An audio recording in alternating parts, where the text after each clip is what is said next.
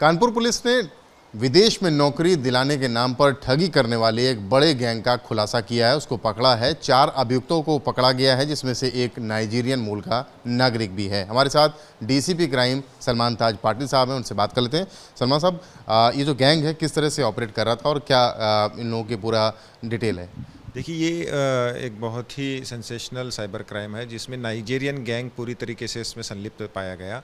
ये लोग एजुकेशन के बहाने या मेडिकल के बहाने इंडिया में आकर के ओवरस्टे करते हैं और इनका काम सिर्फ यही होता है कि साइबर फ्रॉड में इसमें पैसा कमाया जा सके और अपने देश को किसी न किसी बहाने कुछ चीज़ एक्सपोर्ट करते हैं यहाँ से उसी पैसे से लेकर और उसको अपने फैमिली को प्रोवाइड करते हैं।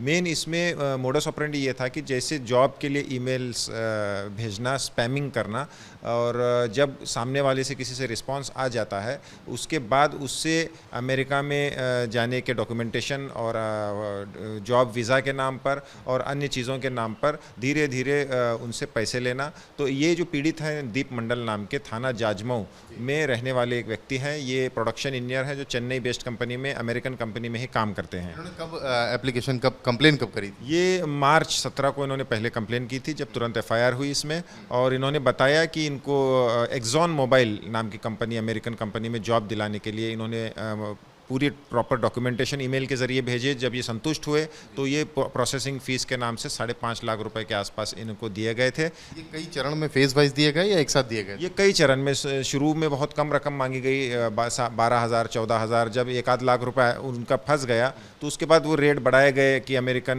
में कोविड के नाम पर, टेस्टिंग के नाम पर, अन्य चीज़ों के नाम पर पैसा ज़्यादा मांगा गया। जब एक समय के बाद उनको, इस विक्टिम को एहसास हुआ कि ये फेक है और इसमें कोई लाभ नहीं होने वाला है, उन्होंने पुलिस से संपर्क किया, जिसमें एफआईआर रजिस्टर करके कार्रवाई की गई है। कितने लोगों को पकड़ा और क्या क्या कैसे पकड़ा गया? एज ऑफ नाउ 4 लोगों को पकड़ा गया है। इनका, नाइजीरियन लोगों का मोडस ऑपरेंडी ये था कि इंडिया में जो लोग इनके संपर्क में आते थे इनसे मोटिवेट करके बैंक अकाउंट्स प्राप्त करते थे और हर बैंक अकाउंट के 4,000 5,000 रुपये व्यक्ति को देते थे, जिससे दर्जनों बैंक अकाउंट इनको ईजिली प्राप्त होते थे, जो पढ़े लिखे नहीं हैं या जो स्ट्रीट वेंडर्स हैं या इस तरीके के लोग जो भी इनके संपर्क में आते थे।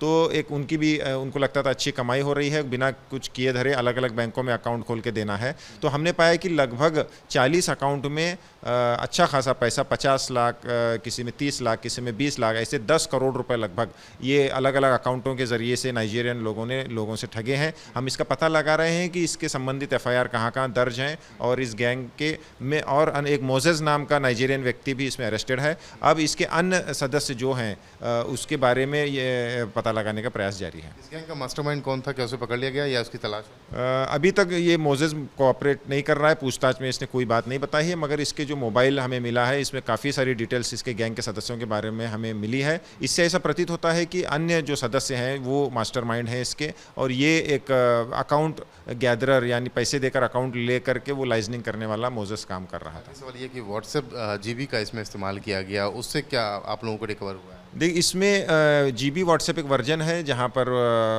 कुछ फीचर्स हैं उसमें। जैसे ये नाइजीरियन लोग इंडिया के कोई लैंग्वेज नहीं जानते और जो इनको अकाउंट्स दे रहे थे ये भी पढ़े लिखे नहीं हैं, ये इंग्लिश भी नहीं जानते थे, तो उसमें मैसेज ट्रांसलेटर, ये हिंदी में अपना मैसेज टाइप करते थे, उसको जीबी व्हाट्सएप में ट्रांसलेट करके इंग्लिश में प्रेजेंट करते थे, और उसी तरीके से नाइजीरियन जो गैंग है वो भी अपने इंग्लिश मैसेजेस को हिंदी में ट्रांसलेट करके इनको पहुँचाते थे, और वो नॉर्मल खोलने के बाद वो वर्जन दिखाई नहीं देता, उसको हाइड किया जाता है, तो लोगों को पता नहीं होने की वजह से कई बार वो बच जाता है। तो इसका इन्होंने इसमें प्रयोग किया था।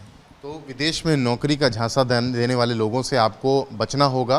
अगर इस तरीके का कोई मेल या कोई कम्युनिकेशन आपसे किया जाता है तो कानपुर पुलिस की इस रिपोर्ट को ज़रूर आप देखें और उससे सतर्क हों, तभी आप बच पाएंगे। कानपुर से कैमरामैन पंकज निगम के साथ रतीश त्रिवेदी, एबीपी गंगा।